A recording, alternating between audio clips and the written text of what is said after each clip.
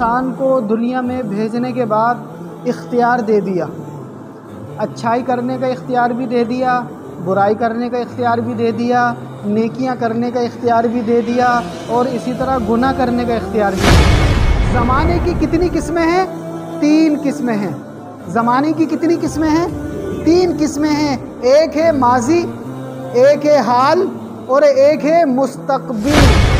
وہاں تو اللہ پاک نے ہم سے وعدہ بھی لے لیا تھا، الست بربکم، الست بربکم، کیا میں تمہارا رب نہیں ہوں؟ قالوا بلا، سارے انسانوں نے کہا تھا یا اللہ آپ ہی ہمارے رب ہیں۔ یہ کہاں پر گفتگو ہوئی ہے؟ عالم ارواح میں گفتگو ہوئی ہے۔ وہاں اللہ پاک نے فرمایا تھا کہ میں تمہیں دنیا میں بھیجوں گا، میں تمہیں دنیا میں بھیجوں گا، وہاں پر دیکھوں گا کہ تم میری مانتے ہو یا بھول جاتے ہو۔ اب ہم دیکھنا چاہتے ہیں، اب تم سمجھدار ہو گئے ہو، اب تم بڑے ہو گئے ہو، اب تمہارے اندر سوچنے سمجھنے کی طاقت آ گئی ہے، اب تمہیں اچھے برے کی تمیز آ گئی ہے، اب تمہیں نبیوں نے آ کر بتا دیا ہے، اب تمہیں ایک ایک بات سمجھ میں آ گئی ہے۔ اب میں دیکھنا چاہتا ہوں کہ کون مجھے اللہ مانتا ہے اور کون مجھے اللہ نہیں مانتا۔ تو جب وقت گزر جاتا ہے، اس کے گزرنے کے بعد جب اس کے سامنے حقیقت آتی ہے تو وہ ایک لفظ کہتا ہے، وہ کہتا ہے کاش کہ میں اپنی زندگی کو خراب نہ کرتا، کاش کہ میں اپنے وقت کو خراب نہ کرتا، کاش کہ میں اپنی زندگی میں کچھ کام کر لیتا، کاش کہ میں اپنی جوانی میں کچھ کام کر لیتا، کاش کہ میں اپنی جوانی میں کوئی کام کر لیتا جو میرے بڑھاپے میں کام آتا، کاش کہ میں کچھ ایسا کر لیتا جو میری اولاد کے کام آتا، کاش کہ میں اپنی جوانی میں ایسا کر لیتا جو آج میرے کام آتا۔ تو آپ نے خاموش رہنا ہے، آپ نے خاموش رہنا ہے اور کہنا ہے کہ آج میرا روزہ ہے، آج میرا روزہ ہے۔ پچھلی امتوں میں روزہ زبان کا بھی ہوتا تھا، خاموشی کا بھی ہوتا تھا، تو اللہ پاک نے جیسا حکم دیا مریم علیہ السلام نے ویسا ہی کیا۔ اب جو وہ چھوٹے سے بچے کو لے کر اپنی قوم کے درمیان آئیں، اپنے علاقے میں آئیں، تو وہی لوگوں نے تانے دینا شروع کر دیے۔ لوگوں نے کہا کہ آپ کا والد تو بہت اچھا آدمی تھا، آپ کا والد تو بہت عزت دار آدمی تھا۔ ان کے والد کا کیا نام تھا؟ عمران۔ کیا نام تھا؟ عمران۔ قرآن کے اندر باقاعدہ ان کے والد کے نام سے ایک سورت ہے جس کو بولتے ہیں آل عمران، سورہ آل عمران۔ آپ کے حکم سے بولنا شروع کر دیا۔ اللہ پاک نے اس چھوٹے سے بچے کو زبان دے دی، وہ کیا کہنے لگے؟ قال انی عبد اللہ، قال انی عبد اللہ آتانی الکتاب وجعلنی نبیا وجعلنی مبارکا اینما کنت واوصانی بالصلاة والزکاة ما دمت حیا وبرا بوالدتی ولم یجعلنی جبارا شقیا والسلام علی یوم ولدت ویوم اموت ویوم ابعث حیا۔ کاش کا لفظ استعمال کرتا ہے۔ اب یہاں پر اللہ پاک ہمیں کچھ سمجھانا چاہ رہے ہیں۔ اللہ پاک نے جگہ جگہ آج موجودہ جو زندگی ہے ہماری، یہ ہے حال۔ کیا ہے؟ حال۔ ماضی ہو گیا، حال چل رہا ہے، آگے آئے گا مستقبل جس کو بولتے ہیں فیوچر۔ اصل فیوچر تو آخرت میں آئے گا، اصل مستقبل تو آخرت کا ہے۔ دنیا کا مستقبل تو ختم ہو جائے گا، دنیا کا فیوچر تو ایک دن ختم ہو جائے گا۔ اصل فیوچر کی فکر آخرت ہے، اصل فیوچر آخرت ہے، اصل مستقبل آخرت ہے۔ جو وہاں کامیاب ہو گیا اس کا مستقبل ہمیشہ کے لیے کامیاب ہے۔ سب سے پہلے کہے گا یا لیتنی، یا لیتنی لم اتخذ فلانا خلیلا، یا لیتنی لم اتخذ فلانا خلیلا لقد اضلنی عن الذکر بعد اذ جاءنی وکان الشیطان للانسان خذولا۔ جب یہ دنیا ماضی بن جائے گی تو ایک تو اس طریقے سے وہ روئے گا، ایک تو اس طریقے سے اللہ سے بولے گا کاش کہ میں ایسا نہ کرتا۔ اسی طرح ایک اور جگہ اللہ پاک نے سمجھانے کے لیے الگ بات کو بتایا۔ کیا فرمایا؟ کہے گا انسان جس نے دنیا میں اپنی منمانی کی ہوگی، کیا کہے گا؟ یا لیتنی، یا لیتنی قدمت لحیاتی، یا لیتنی قدمت لحیاتی۔ کہ جس میں موت نہ ہو۔ زندگی اس کو بولتے ہیں جس میں موت نہ ہو۔ دنیا کی زندگی کوئی زندگی ہے؟ یہاں تو کوئی موت سے ہی نہیں بچ سکتا، یہاں تو کوئی موت سے ہی نہیں بچ سکتا۔ موت تو دور کی بات ہے، بڑھاپے سے بھی نہیں بچ سکتا۔ وہاں پر یہ کہے گا یا لیتنی کنت ترابا، یا لیتنی کنت ترابا، کاش کہ میں مٹی ہو جاتا۔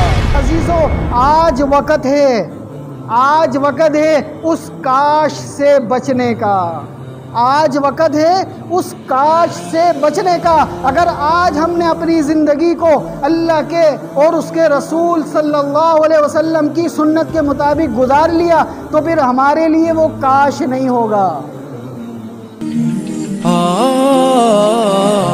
درس قرآن، درس حدیث، اصلاحی بیانات، فقہی مسائل اور وظائف کے لیے مفتی ابو بکر انصاری کے چینل کو سبسکرائب کریں۔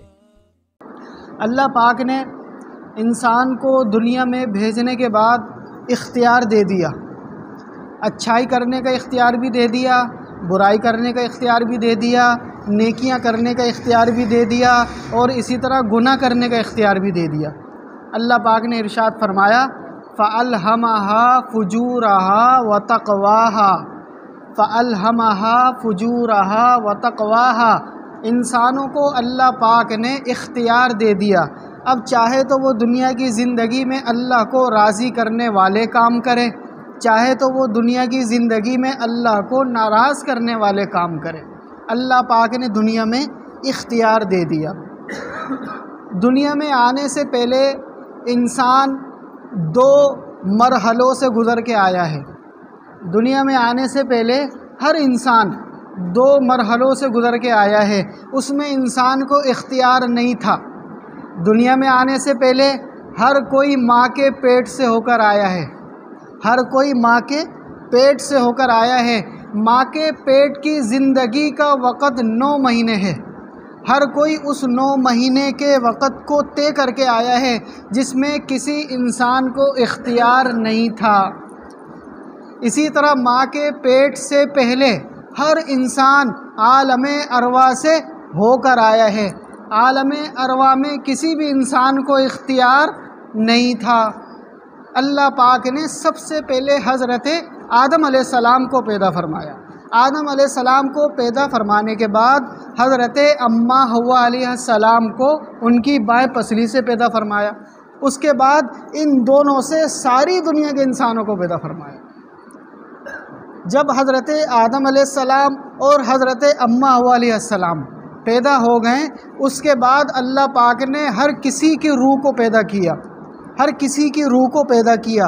اب کسی کا نمبر عالم ارواح میں پیدا ہونے کے بعد آدم علیہ السلام کے زمانے میں آ گیا، کسی کا نمبر حضرت نوح علیہ السلام کے زمانے میں آ گیا، کسی کا نمبر حضرت ابراہیم علیہ السلام کے زمانے میں آ گیا، کسی کا نمبر حضرت موسیٰ علیہ السلام کے زمانے میں آ گیا، کسی کا نمبر حضرت عیسیٰ علیہ السلام کے زمانے میں آ گیا، اور کسی کا نمبر حضرت محمد مصطفیٰ صلی اللہ علیہ وسلم کے زمانے میں آ گیا۔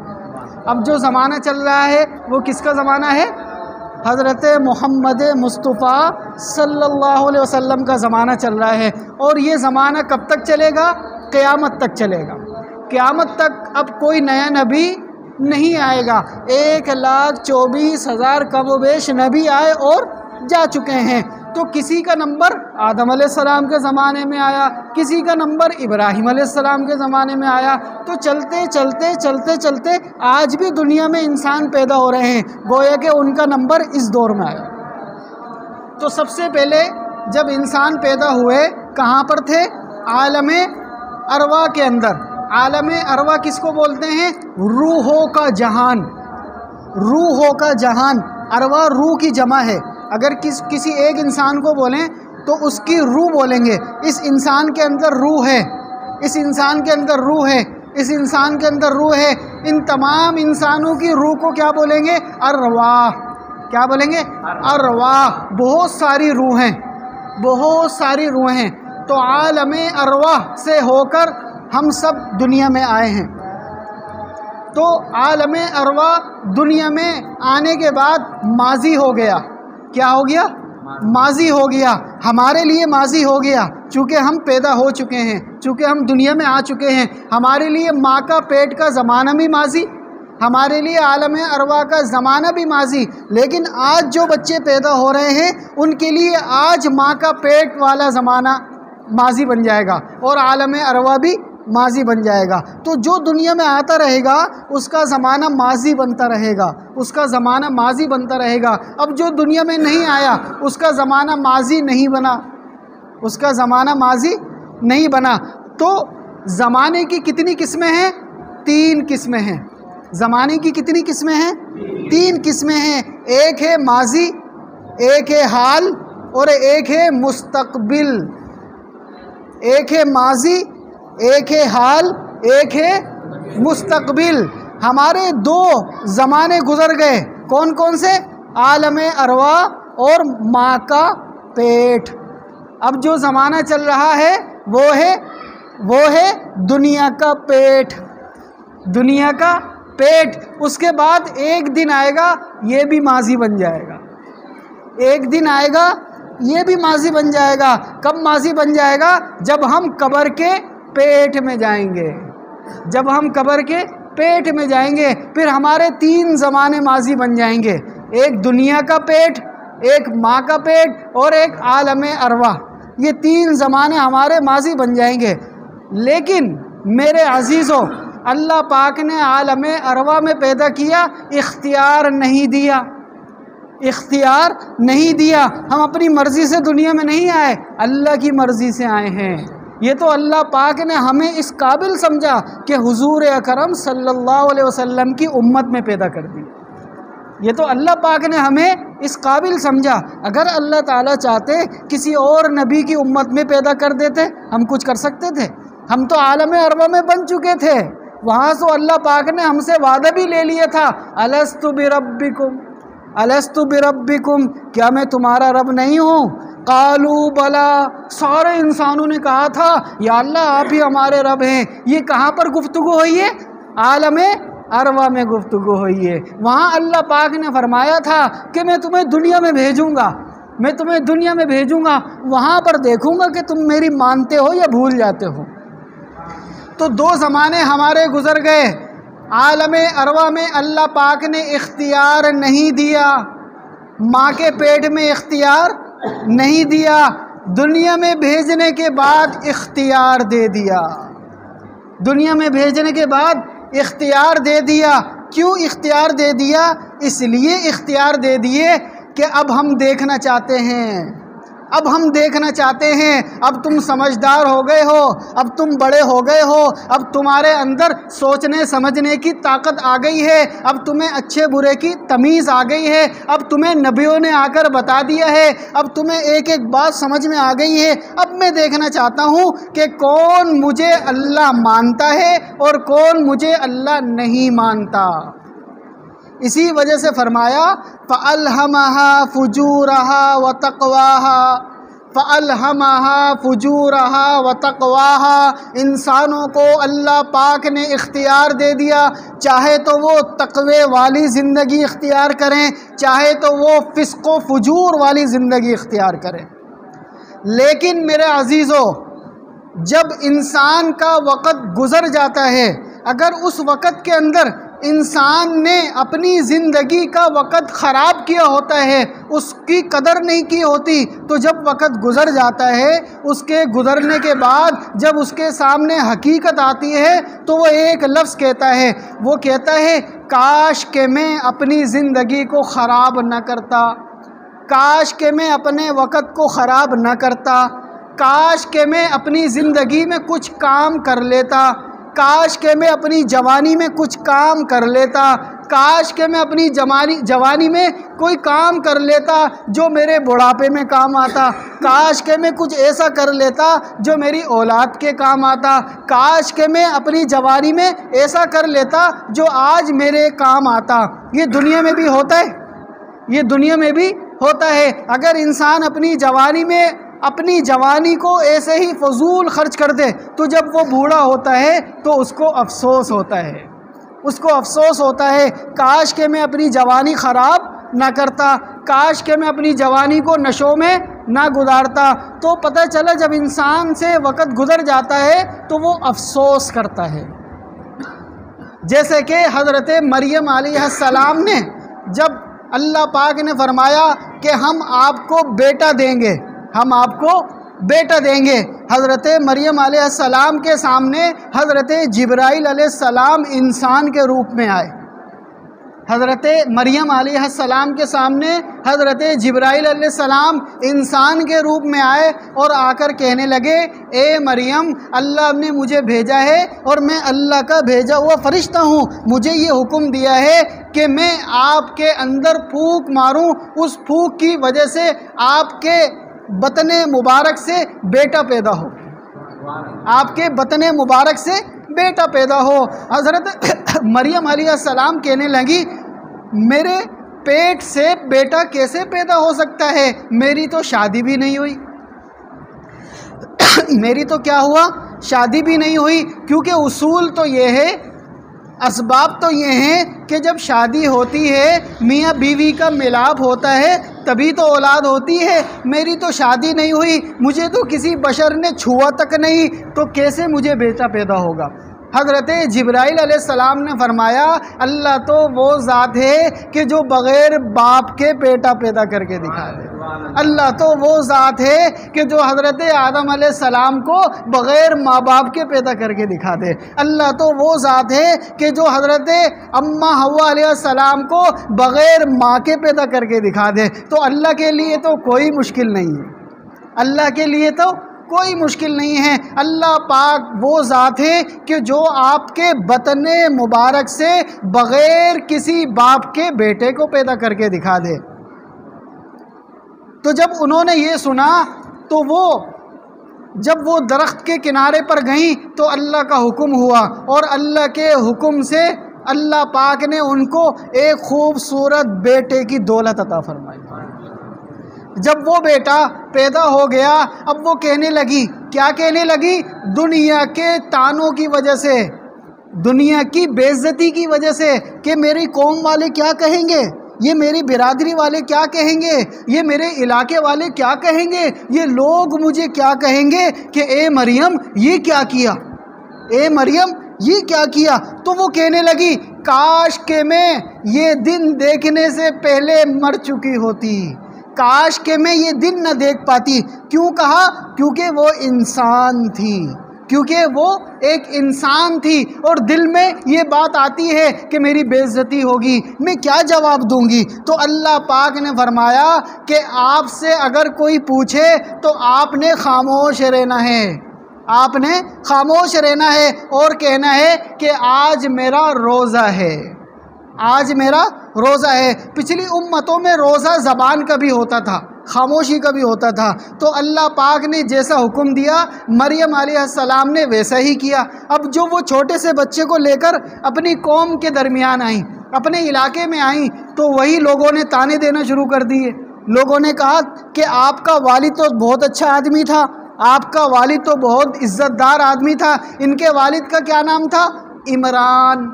کیا نام تھا؟ عمران۔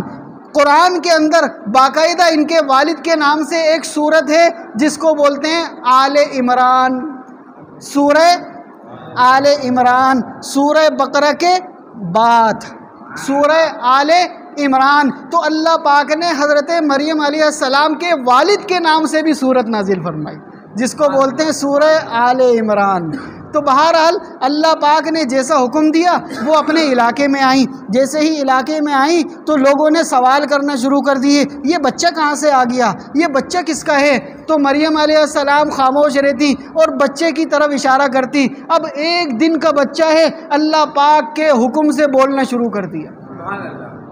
اللہ پاک نے اس چھوٹے سے بچے کو زبان دے دی۔ وہ کیا کہنے لگے؟ قال انی عبد اللہ، قال انی عبد اللہ آتانی الکتاب وجعلنی نبیا وجعلنی مبارکن اینما کنت واوصانی بالصلاة والزکاة ما دمت حیا وبرا بوالدتی ولم یجعلنی جبارا شقیا والسلام علی یوم ولدت ویوم اموت ویوم ابعث حیا۔ یہ تلاوت کی کس نے تلاوت کی؟ حضرت عیسیٰ علیہ السلام نے تلاوت کی۔ حضرت عیسیٰ علیہ السلام ابھی گود کے بچے ہیں، ابھی دودھ پیتے بچے ہیں، اللہ پاک نے ان کو چھوٹے سے بچے کو زبان دے دی، اللہ پاک نے ان کے یہ الفاظ قرآن کریم میں بھی اتار دی۔ کیا فرمایا کہ میں اللہ کا بندہ ہوں۔ وہ چھوٹا سا بچہ بولنے لگ گیا، قال انی عبد اللہ، میں اللہ کا بندہ ہوں، آتانی الکتاب، مجھے کتاب دی گئی ہے، وجعلنی نبیا، مجھے نبی بنایا گیا ہے، وجعلنی مبارکن اینما کنت واوصانی بالصلاة والزکاة ما دمت حیا، اور مبارک ہے جہاں میں پیدا ہوا، اور مجھے اللہ نے یہ حکم دیا ہے کہ نماز پڑھنا، مجھے اللہ نے یہ حکم دیا ہے زکوٰۃ دینا، والسلام علی، سلامتی ہو مجھ پر، والسلام علی یوم ولدت ویوم اموت ویوم ابعث حیا، اور سلام ہو میرے اس دن پر جس دن میں پیدا کیا گیا، اور سلام ہو جس دن میں دوبارہ اٹھایا جاؤں گا۔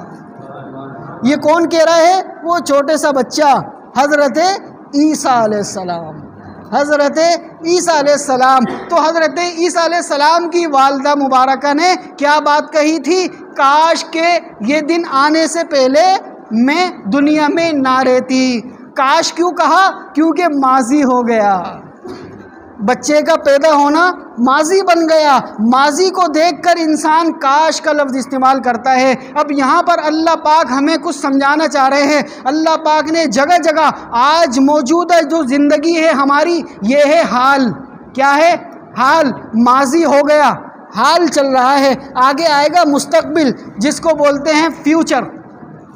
اصل فیوچر تو آخرت میں آئے گا، اصل مستقبل تو آخرت کا ہے۔ دنیا کا مستقبل تو ختم ہو جائے گا، دنیا کا فیوچر تو ایک دن ختم ہو جائے گا۔ اصل فیوچر کی فکر آخرت ہے، اصل فیوچر آخرت ہے، اصل مستقبل آخرت ہے۔ جو وہاں کامیاب ہو گیا اس کا مستقبل ہمیشہ کے لیے کامیاب ہو گیا۔ تو میرے عزیزو، اللہ پاک اس موجودہ دور میں جو کہ میرے اور آپ کے لیے اس وقت کیا ہے؟ حال ہے، حال ہے۔ لیکن جب ماضی ہو جائے گا اس وقت اگر کسی نے اپنی منمانی کے مطابق زندگی گزاری ہوگی اور اپنی زندگی کو برباد کیا ہوگا، اپنی جوانی کو برباد کیا ہوگا، تو چند الفاظوں سے وہ اس دنیا کو یاد کرے گا۔ وہ کون سے الفاظ ہیں؟ اللہ پاک قرآن کریم میں مختلف جگہوں پر بتاتے ہیں۔ سب سے پہلے کہے گا یا لیتنی لم اتخذ فلانا خلیلا، یا لیتنی لم اتخذ فلانا خلیلا لقد اضلنی عن الذکر بعد اذ جاءنی وکان الشیطان للانسان خذولا۔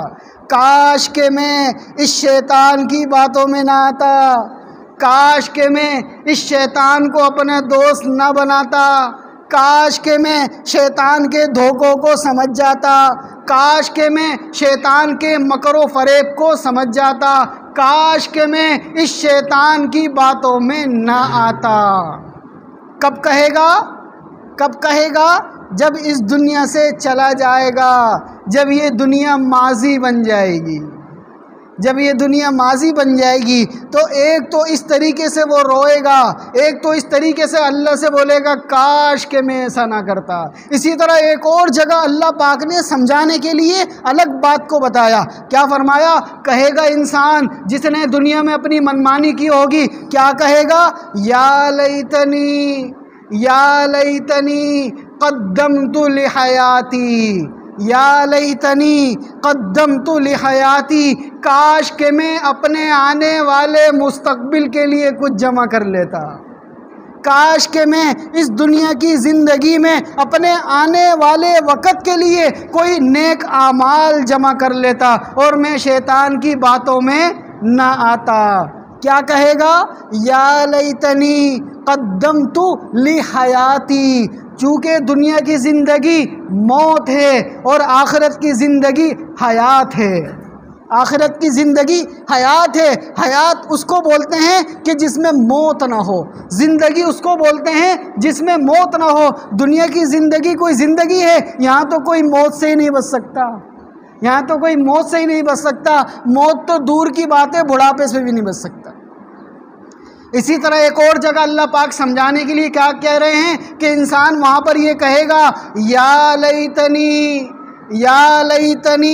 کنت ترابا، یا لیتنی کنت ترابا، کاش کہ میں مٹی ہو جاتا، کاش کہ میں مٹی ہو جاتا، کہ میں دوبارہ زندہ نہ کیا جاتا۔ یوم ینظر المرء ما قدمت یداہ ویقول الکافر یا لیتنی کنت ترابا۔ کیا فرمایا؟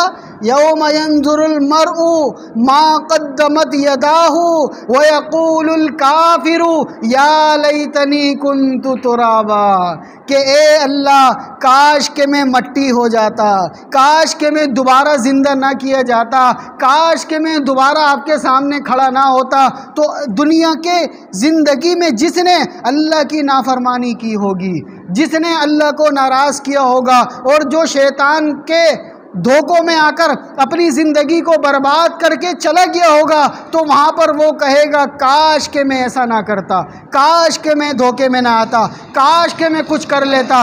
تو میرے عزیزو، آج وقت ہے، آج وقت ہے اس کاش سے بچنے کا، آج وقت ہے اس کاش سے بچنے کا۔ اگر آج ہم نے اپنی زندگی کو اللہ کے اور اس کے رسول صلی اللہ علیہ وسلم کی سنت کے مطابق گزار لیا، تو پھر ہمارے لیے وہ کاش نہیں ہوگا، پھر ہمارے لیے وہ کاش نہیں ہوگا۔ دنیا میں بھی یہ ہوتا ہے کہ جب انسان محنت کرتا ہے اپنے اچھے وقت میں، اپنی جوانی میں، تو اس کا بڑھاپا سکون سے گزرتا ہے، اس کا بڑھاپا سکون سے گزرتا ہے، پھر وہ کاش نہیں کہتا، پھر وہ کاش نہیں کہتا۔ کیوں کاش نہیں کہتا؟ کہ اس نے اتنی محنت کر لی ہوتی ہے، اتنا سامان جمع کر لیا ہوتا ہے اپنی اولاد کے لیے، اپنے لیے، پھر وہ کاش نہیں کہتا۔ لیکن اگر کسی نے خراب کر دیا ہوتا ہے تو وہ کہتا ہے کاش کہ میں کچھ کر لیتا، کاش کہ میں کچھ کر لیتا۔ تو میرا عزیزو، ہمیشہ والی زندگی وہ ہے آخرت کی زندگی، ہمیشہ والی زندگی آخرت کی زندگی ہے۔ اس ہمیشہ والی زندگی میں اگر افسوس سے بچنا ہے، اگر اس کاش سے بچنا ہے، تو آج اپنے آپ کو بدلنا پڑے گا، آج اپنے آپ کو بدلنا پڑے گا۔ شیطان نے ہمارے دل کالے کر دیے، شیطان نے ہمارے اوپر ایسی محنت کی کہ ہمارے دل کیا کر دیے؟ کالے کر دیے، ایسے کالے کر دیے کہ ہمیں اللہ اور اس کے رسول کی باتیں سمجھ میں نہیں آتی۔ جب اللہ اور اس کے رسول کی باتیں سمجھ میں نہیں آئیں گی تو پھر عمل کیسے کریں گے؟ پھر عمل کیسے کریں گے؟ تو سب سے پہلے تو توبہ کی ضرورت ہے، سب سے پہلے استغفار کی ضرورت ہے۔ اللہ رب العزت کو سب سے زیادہ محبوب عمل انسان کا استغفار ہے، استغفار ہے۔ اللہ پاک ارشاد فرماتے ہیں کہ یہ جو جہنم کی آگ ہے، یہ جو جہنم کی آگ ہے، اس کو بجھانے کا ایک ہی طریقہ ہے۔ جہنم کی آگ کو بجھانے کا کیا طریقہ ہے؟ ایک ہی طریقہ ہے، اور وہ طریقہ ہے ندامت سے، استغفار کے ساتھ انسان کی آنکھ سے نکلا ہوا آنسو۔ یہ جو آنسو ہے یہ اتنا قیمتی ہے کہ جہنم کی آگ کو بھی بجھا دیتا ہے۔ کون سا آنسو؟ چاہے وہ مکھی کے سر کے برابر ہی کیوں نہ ہو، مکھی کے سر کے برابر بھی اگر ہم نے اللہ کے سامنے گڑ گڑا کر افسوس کے ساتھ، ندامت کے ساتھ آنسو نکالا، تو اللہ پاک ہمارے اس آنسو کی وجہ سے جہنم کی آگ کو بھی بجھا دیں گے۔ تو میرے عزیزو، شیطان کس سے بنا ہے؟ شیطان کس سے بنا ہے؟ آگ سے بنا ہے۔ شیطان آگ سے بنا ہے، اور آگ سے بنا ہے، آگ ہی میں جائے گا۔ اس کا ٹھکانہ کیا ہے؟ جہنم۔ اور جہنم کس چیز سے بنی ہے؟ آگ سے بنی ہے۔ ایک شخص نے ایک بزرگ سے سوال کیا،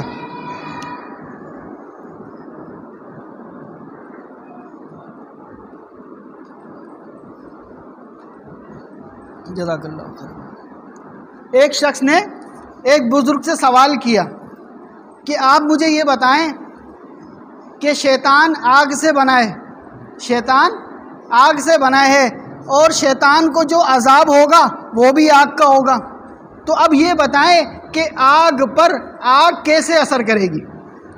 وہ تو پہلے ہی آگ ہے، تو آگ پر آگ کیسے اثر کرے گی؟ تو اس بزرگ کے سامنے ایک پتھر پڑا ہوا تھا مٹی کا. مٹی جب جم جاتی ہے، مٹی جب جم جاتی ہے تو وہ پتھر بن جاتا ہے. تو اس بزرگ نے کیا کیا؟ وہ پتھر اٹھایا اور اس آدمی کے مارا. جب اس آدمی کے مارا اس کے سر سے خون نکلنے لگ گیا. تو وہ شخص کہنے لگا کہ میں نے آپ سے سوال کیا اور آپ نے مجھے پتھر مارا، تو یہ کیا بات ہوئی؟ تو اس بزرگ نے جواب دیا کہ تو انسان ہے، تو ایک انسان ہے اور مٹی سے بنا ہے، اور میں نے تیرے اوپر مٹی ماری ہے، تو مٹی پر کیسے اثر کر گئی؟ مٹی پر کیسے اثر کر گئی؟ تو وہ کہنے لگا ہاں میں ہوں تو انسان، مٹی سے بنا ہوں اور پتھر بھی مٹی سے بنتا ہے، تو یہ پتھر میرے لگا، خون نکل گیا، تو جب میرے اثر ہوا، میرے تکلیف ہوئی، مجھے آج اس کی تکلیف محسوس ہو رہی ہے، خون نکل رہا ہے، تو جب مٹی پہ اثر کر سکتی ہے تو آگ پر بھی اثر کر سکتی ہے. تو جب آگ کے گولے لگیں گے تو یقیناً اس کا اثر ہوگا. تو میرے عزیزو، یہ جو شیطان ہے اس کی کچھ صفات ہیں، اس کے کچھ کام ہیں. آپ نے سنا ہے کہ زبان کے ذریعے سے جو گناہ ہوتے ہیں اس کو غیبت کہتے ہیں، چغلی کہتے ہیں، بدگمانی کہتے ہیں، لیکن بعض گناہ ایسے ہیں کہ جو نہ انسان زبان سے کرتا ہے اور نہ انسان آنکھوں سے کرتا ہے، نہ کانوں سے کرتا ہے، لیکن پھر بھی گناہ ہوتا ہے. وہ گناہ کون سے ہیں؟ وہ شیطان کی صفات ہیں. شیطان کی صفات کیا ہے؟ شیطان کی سب سے پہلی صفت حسد ہے. کیا ہے؟ حسد ہے. وہ دل میں حسد کرتا ہے. اس نے حضرت آدم علیہ السلام سے حسد ہی تو کیا تھا. اس نے حضرت آدم علیہ السلام سے کیا کیا تھا؟ حسد کیا تھا. حسد کی تعریف کیا ہے؟ حسد کی تعریف یہ ہے کہ یہ جو چیز اس کو ملی ہے، یہ جو نعمت اس کو ملی ہے، اس کا حقدار یہ نہیں تھا، اس کا حقدار تو میں تھا، اس کا حقدار تو میں تھا. تو حسد اسی کو کہتے ہیں کہ یہ چیز اس سے چھن جائے اور میرے پاس آ جائے. تو یہ صفت کس کی ہے؟ شیطان کی ہے. یہ صفت کس کی ہے؟ شیطان کی ہے. اسی طرح ایک صفت شیطان کی ہے بغض. کیا ہے؟ بغض. بغض کی تعریف کیا ہے؟ کہ دل میں کسی بندے کو اپنا دشمن سمجھنا، دل میں کسی بندے کو اپنا دشمن سمجھنا، اور ایسی دشمنی کہ سامنے والے پہ ظاہر نہ ہو. بغض کیا ہے؟ دل میں سامنے والے کو دشمن سمجھنا اور ایسی دشمنی کہ اس بندے پر ظاہر نہ ہو. یہ بھی کس کی صفت ہے؟ شیطان کی صفت ہے. اس کو کیا بولتے ہیں؟ بغض. اسی طرح ایک صفت ہے کینہ. کیا ہے؟ کینہ. کینہ کس کو بولتے ہیں؟ کہ سامنے والے سے دشمنی کرنا، ایسی دشمنی کرنا کہ اس کو نقصان پہنچانے کے لیے مختلف طریقوں سے پلاننگیں بنانا، مختلف طریقوں سے سازشیں کرنا. اس کو کیا بولتے ہیں؟ کینہ. کینہ. تو تین چیزیں آ گئی سامنے، ایک ہے حسد، ایک ہے بغض، ایک ہے کینہ. اسی وجہ سے اللہ پاک نے ان تینوں چیزوں سے منع فرمایا، ان تینوں چیزوں سے منع فرمایا، اور فرمایا کہ شیطان کے پاس ایک ایسی طاقت ہے کہ وہ تمہارے جسم کے اندر خون کی طرح دوڑ رہا ہے، تمہارے جسم کے اندر خون کی طرح دوڑ رہا ہے. پتہ چلا اثر کر رہا ہے. وہ کیا کرے گا؟ اس کا اثر کیا ہوگا؟ اس کا اثر یہ ہوگا جب تم باوضو نہیں ہوگے، جب تم نماز نہیں پڑھتے ہوگے، جب تم قرآن نہیں پڑھتے ہوگے، جب تم ذکر و اذکار نہیں کرتے ہوگے، تو اس کا اثر یہ ہوگا کہ وہ تمہارے دل کے اندر حسد پیدا کرے گا، وہ تمہارے دل و دماغ کے اندر کینہ پیدا کرے گا، وہ تمہارے دل و دماغ کے اندر بغض پیدا کرے گا. یہ کب ہوگا؟ یہ کب ہوگا؟ جب انسان اللہ کو یاد نہیں کرتا ہوگا، جب انسان نماز نہیں پڑھتا ہوگا، جب انسان قرآن نہیں پڑھتا ہوگا، جب انسان اللہ کا ذکر نہیں کرتا ہوگا، اس وقت ان بیماریوں میں مبتلا ہو جائے گا، جو کہ زبان سے نہیں ہو رہی، کانوں سے نہیں ہو رہی، اور اسی طرح آنکھوں سے نہیں ہو رہی، لیکن پھر بھی بیمار ہو رہا ہے، پتہ چلا روحانی بیماری میں مبتلا ہو جائے گا۔ ایک ہوتی ہے جسمانی بیماری، ایک ہوتی ہے روحانی بیماری، تو اس کا اثر شیطان کا یہ ہوتا ہے کہ وہ انسان کو روحانی بیماری میں مبتلا کر دیتا ہے۔ جب روحانی بیماری میں مبتلا ہو گیا تو وہ پھر حسد کرنے والا بن جاتا ہے، جب روحانی بیماری میں مبتلا ہو گیا وہ بغض رکھنے والا بن جاتا ہے، جب انسان روحانی بیماری میں مبتلا ہو گیا وہ کینہ رکھنے والا بن جاتا ہے۔ ایک وقت آتا ہے اس کی زندگی کا دی اینڈ ہو جاتا ہے، جب زندگی کا دی اینڈ ہو جاتا ہے شیطان اپنے مقصد میں کامیاب ہو جاتا ہے۔ تو اللہ پاک نے فرمایا انما المؤمنون اخوۃ، انما المؤمنون اخوۃ، کہ مسلمان بھائی ہیں، مسلمان بھائی ہیں۔ المسلم من سلم المسلمون من لسانہ ویدہ، کہ مسلمان کامل وہ ہے کہ جس کی زبان سے دوسرا مسلمان محفوظ رہے، جس کے ہاتھ سے دوسرا مسلمان محفوظ رہے۔ تو پتہ چلا اس حسد کی بیماری کا علاج بتا رہے ہیں، اس کینے کی بیماری کا علاج بتا رہے ہیں، اس بغض کی بیماری کا علاج بتا رہے ہیں کہ سامنے والے بھائی کے لیے دل کے اندر محبت لاؤ، سامنے والے بھائی کے لیے دل کے اندر محبت لاؤ۔ جس کے لیے تمہارے دل کے اندر حسد پیدا ہو رہا ہے، حسد کا علاج یہ ہے اس کے لیے اللہ سے دعائیں مانگو۔ کیا دعا مانگو؟ حسد کب پیدا ہوتا ہے کہ اس نے مجھ سے زیادہ ترقی کیوں کر لی، یہ آگے کیوں نکل گیا، میں پیچھے کیوں رہ گیا، مجھے اس سے آگے ہونا چاہیے تھا، میں اس سے آگے نکلنا چاہیے تھا۔ تو اللہ پاک فرما رہے ہیں اس شخص کے لیے دعا کرو کہ یہ مزید ترقی کرے۔ جب یہ مزید ترقی کی دعا کرے گا تو اس کے دل پہ کیا چلیں گے؟ چھریاں چلیں گی۔ جب چھریاں چلیں گی اس کا علاج ہو جائے گا۔ بولتے ہیں نا جب جسمانی کوئی بیماری ہو اس کے علاج کے لیے دوائی لی جاتی ہے، اور دوائی اگر کڑوی ہو تو زیادہ اثر کرتی ہے۔ دوائی جتنی زیادہ کڑوی ہوگی اتنی زیادہ اثر کرے گی۔ اسی وجہ سے حسد، کینہ، بغض، ان کا علاج کیا ہے کہ جس کے بارے میں تمہارے دل کے اندر یہ باتیں آ رہی ہیں اس کے لیے کیا کرو؟ دعا کرو، یا اللہ اس کو مزید ترقی دے، یا اللہ اس کو مزید آگے لے کر جا۔ جب یہ کریں گے اللہ پاک بھی خوش ہوں گے، جب یہ کریں گے حضور پاک صلی اللہ علیہ وسلم بھی خوش ہوں گے۔ اس کی مثال آپ صلی اللہ علیہ وسلم نے یہ دی، کیا دی کہ جب کفار مکہ، مشرکین مکہ نے حضور اکرم صلی اللہ علیہ وسلم کو خوب تکلیفیں دی، یہاں تک کہ طائف کے اندر آپ صلی اللہ علیہ وسلم کے پیچھے چھوٹے چھوٹے بچوں کو لگا دیا اور وہ کنکریاں اٹھاتے تھے اور آپ صلی اللہ علیہ وسلم کو مارتے تھے، یہاں تک کہ اتنی ماری کہ چہرے مبارک سے خون نکلنا شروع ہو گیا، جسم مبارک سے خون نکلنا شروع ہو گیا، خون نکلتے نکلتے ایڑیوں تک گیا، ایڑیوں کے نیچے جوتے پہنے ہوئے تھے، جوتے مبارک بھی خونم خون ہو گیا، جو کہ حقیقی طور پر کیا تھے؟ مشرک تھے، کافر تھے۔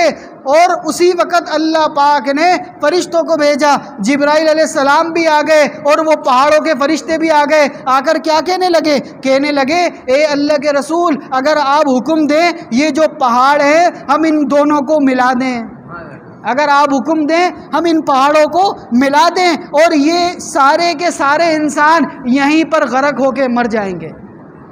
لیکن اللہ کے رسول کیا کہہ رہے ہیں؟ اللہ کے رسول کیا فرما رہے ہیں؟ اللہم اہدی قومی، اللہم اہدی قومی فإنہم لا یعلمون، اے اللہ میری قوم کو ہدایت دے، اے اللہ میری قوم والوں کو ہدایت دے، کیونکہ وہ جانتے نہیں ہیں۔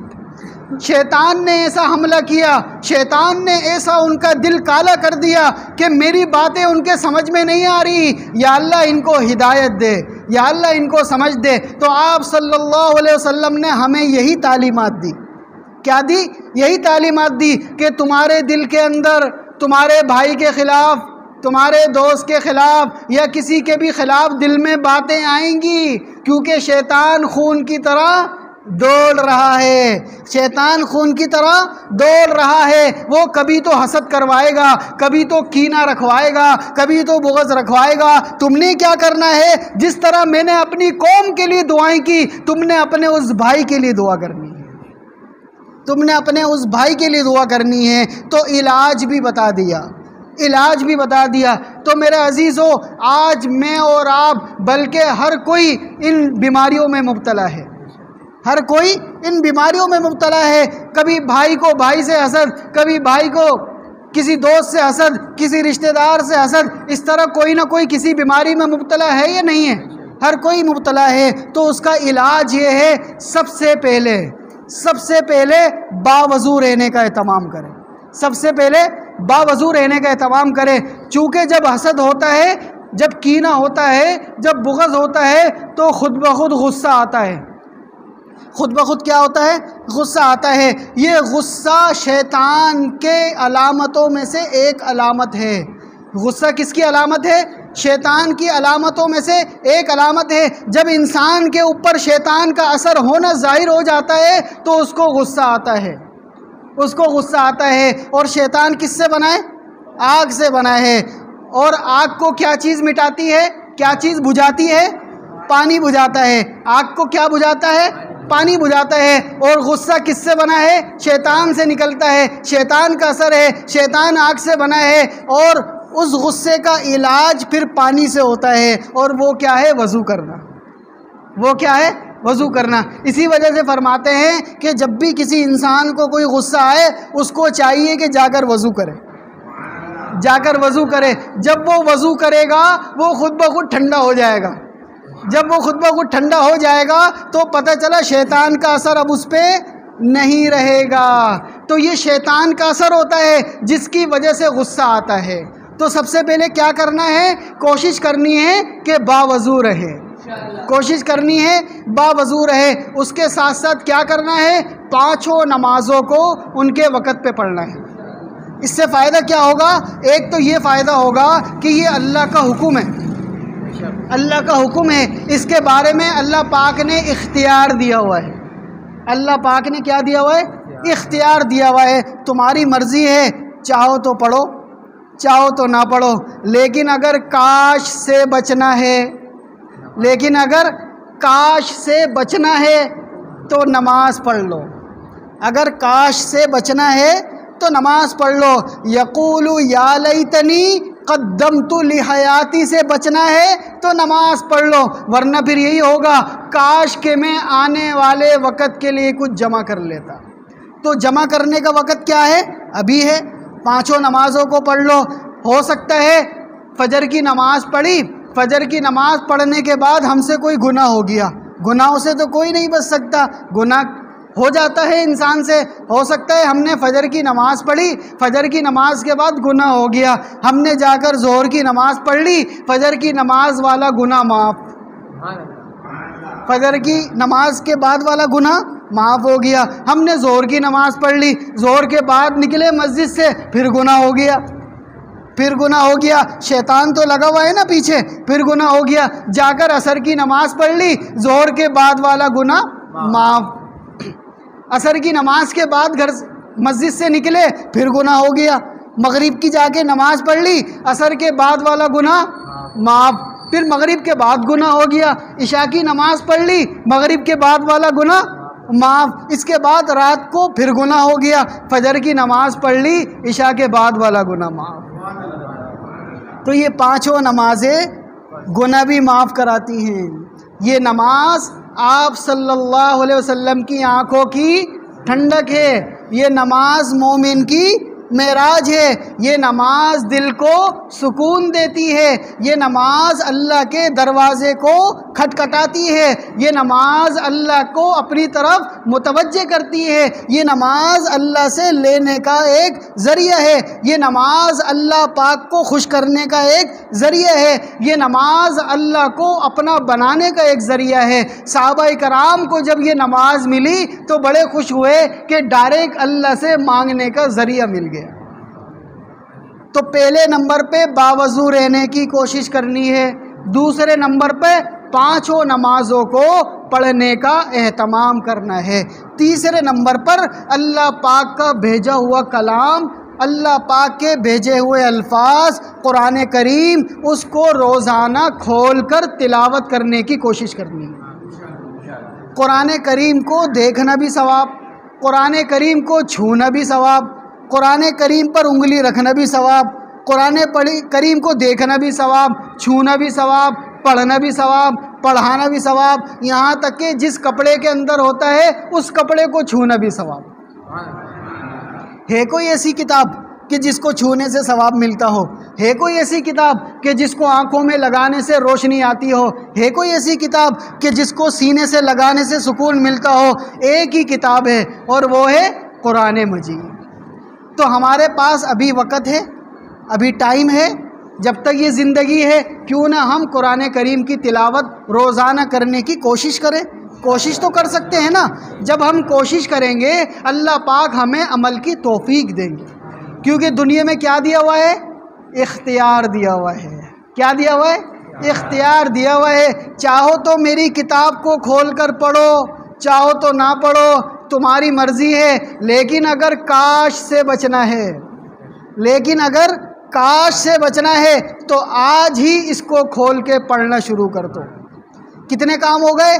3 کام ہو گئے۔ چوتھا کام کیا ہے؟ چوتھا کام یہ ہے کہ ہر فرض نماز کے بعد صرف 1 مرتبہ، ہر فرض نماز کے بعد صرف 1 مرتبہ آیت الکرسی پڑھنی ہے، صرف 1 مرتبہ۔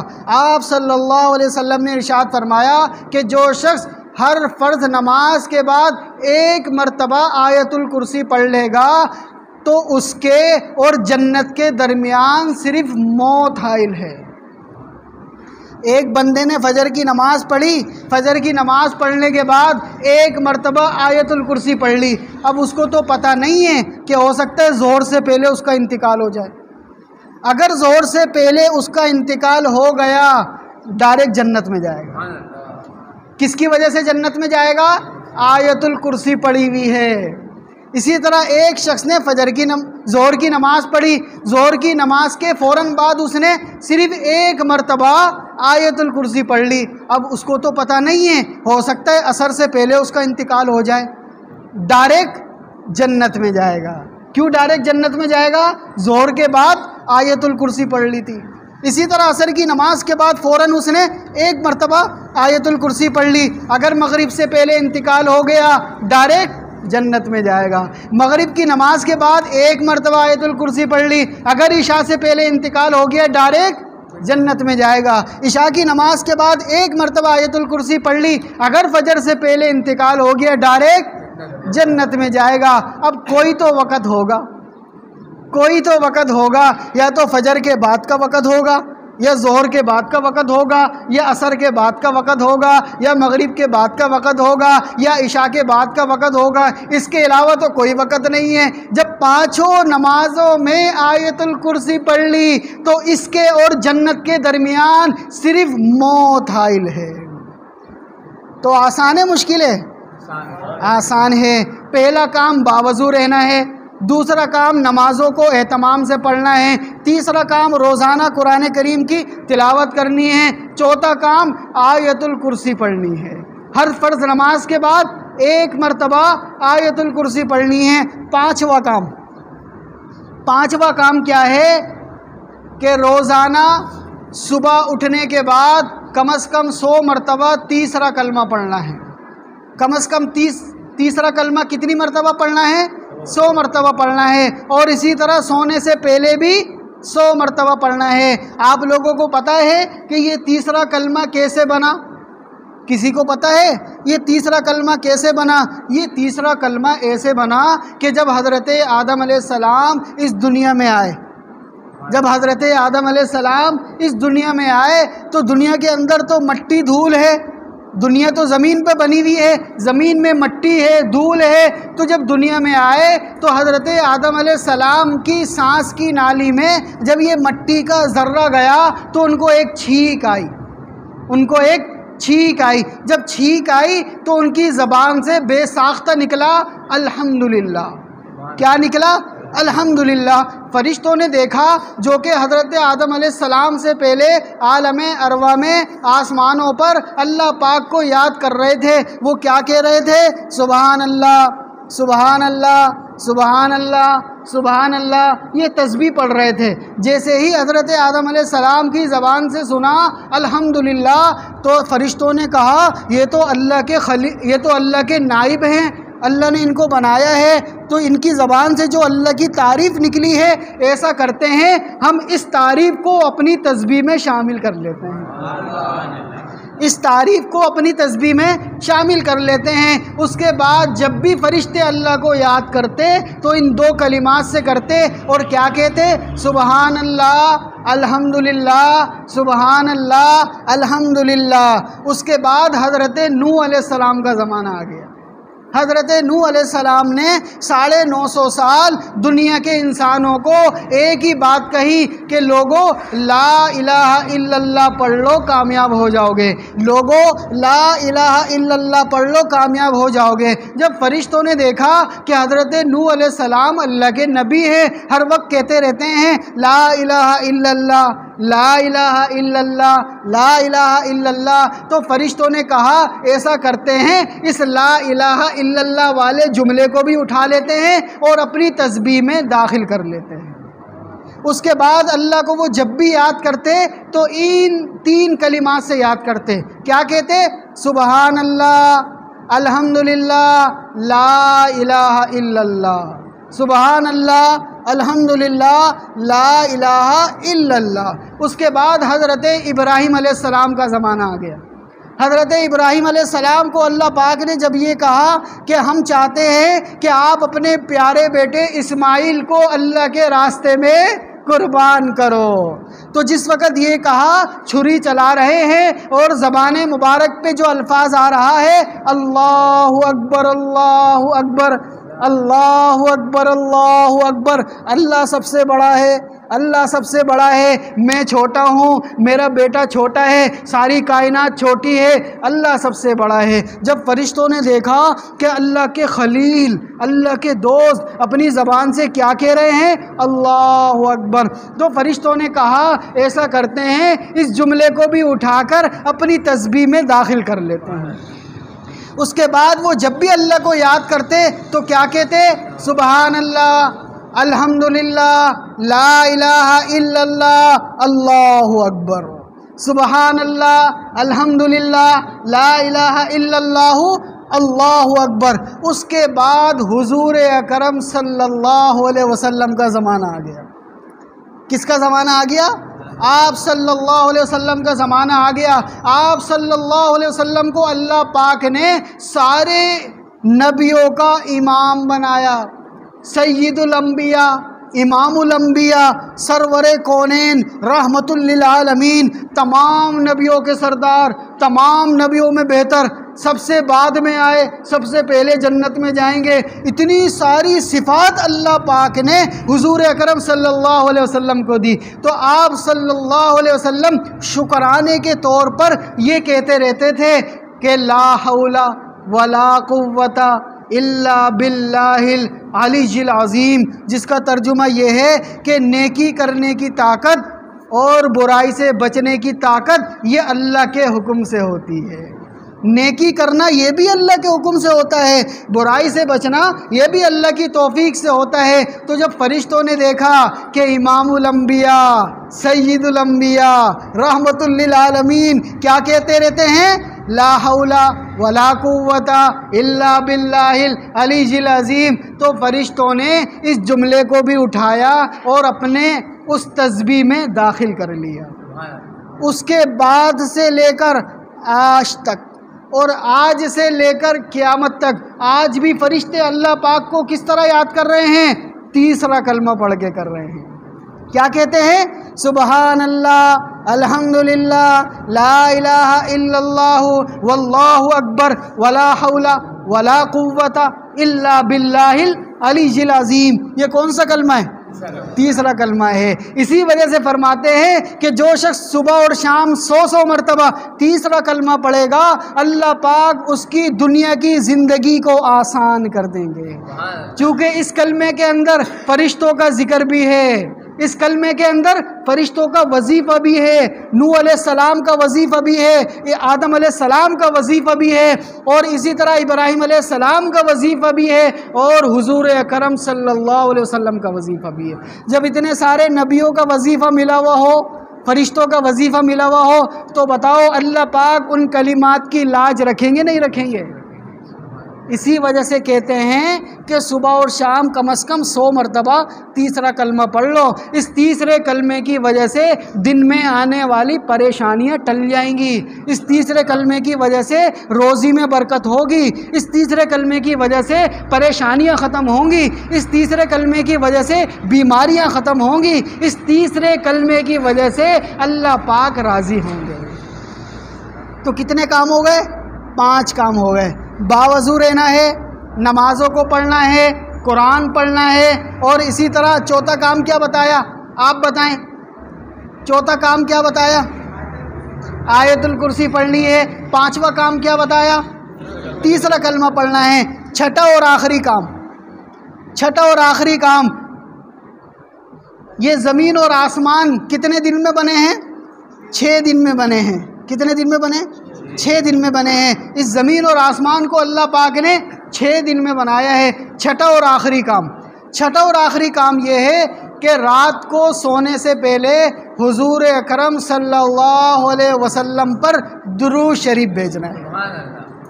سب سے آخر میں پورا دن گزر گیا، رات کو سونے سے پہلے کیا کرنا ہے؟ درود شریف پڑھنا ہے۔ آخری زبان کے جو الفاظ ہوں وہ صلی اللہ علیہ وسلم ہو، صلی اللہ علیہ وسلم ہو۔ بس یہ کہتے جانا ہے اور سو جانا ہے۔ اللہ پاک نے اگر اس سونے کو آخری سونا بنا دیا تو یاد رکھیں قبر کی زندگی بھی سونا ہے، پھر قبر کی زندگی بھی سونا ہے، پھر وہاں سے اٹھنے کے بعد بھی سونا ہے، پھر سونا ہی سونا ہے۔ سونے سے مراد خوشیاں ہی خوشیاں ہیں، خوشیاں ہی خوشیاں ہیں۔ جو آپ صلی اللہ علیہ وسلم کو یاد کرتے ہوئے سوئے گا، جو آپ صلی اللہ علیہ وسلم پر درود شریف پڑھتا ہوا سوئے گا، یہ درود شریف ایک عبادت ہے۔ جس طرح نماز ایک عبادت ہے، روزہ ایک عبادت ہے، اسی طرح حج، زکوٰۃ یہ ساری عبادت ہیں، اسی طرح درود شریف بھی ایک عبادت ہے۔ لیکن درود شریف ایسی عبادت ہے کہ جو ہر حال میں قبول ہوتی ہے۔ نماز پڑھتے ہیں پتہ نہیں قبول ہوئی نہیں ہوئی، روزہ رکھا پتہ نہیں قبول ہوا نہیں ہوا، زکوٰۃ دی پتہ نہیں قبول ہوئی نہیں ہوئی، اسی طرح حج کیا پتہ نہیں قبول ہوا نہیں ہوا، لیکن درود شریف ہر حال میں قبول ہوتا ہے۔ تو سب کوشش کریں گے نا؟ اللہ پاک جو کچھ کہا گیا سنا گیا اس پر عمل کرنے کی توفیق عطا فرمائے۔ وآخر دعوانا الحمدللہ رب العالمین۔ سنتیں پڑھ لیجیے۔ درس قرآن، درس حدیث، اصلاحی بیانات، فقہی مسائل اور وظائف کے لیے مفتی ابو بکر انصاری کے چینل کو سبسکرائب کریں۔